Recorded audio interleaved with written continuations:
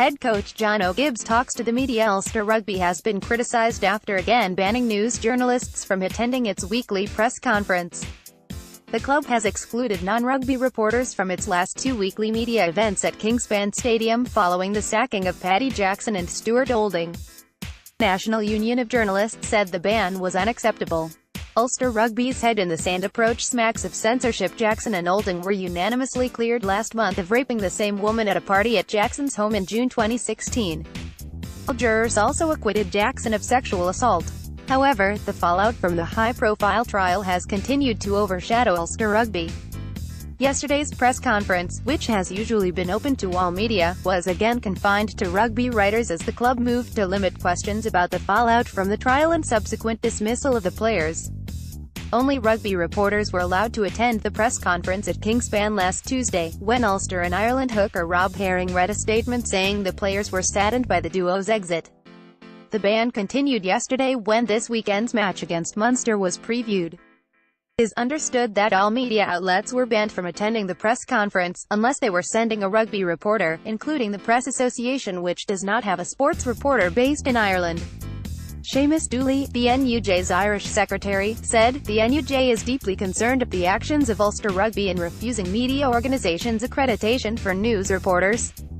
We recognise that there are times when media briefings are of greater interest to sports reporters. It would be possible to give priority to sports journalists while facilitating requests from media organisations to accredit news reporters." Last week's statement on the departure of two players was both a news and sports story, yet only selected sports journalists were allowed to attend the event. This is an unacceptable attempt to control media coverage and to reflect a wider failure to understand the level of public interest in the story. No sporting organisation has a right to shape the news or to seek to divide journalists. Ulster Rugby claimed that the decision to ban news reporters came after it consulted with sports journalists as it caused significant disruption to proceedings.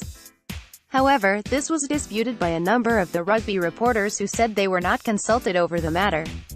In a statement issued to media outlets ahead of yesterday's pre-match conference, a spokesman for Ulster Rugby said, "Ulster Rugby is contractually obliged by tournament organisers to deliver a match-week press conference that provides sports journalists with an opportunity to interview a coach and players regarding that week's fixture."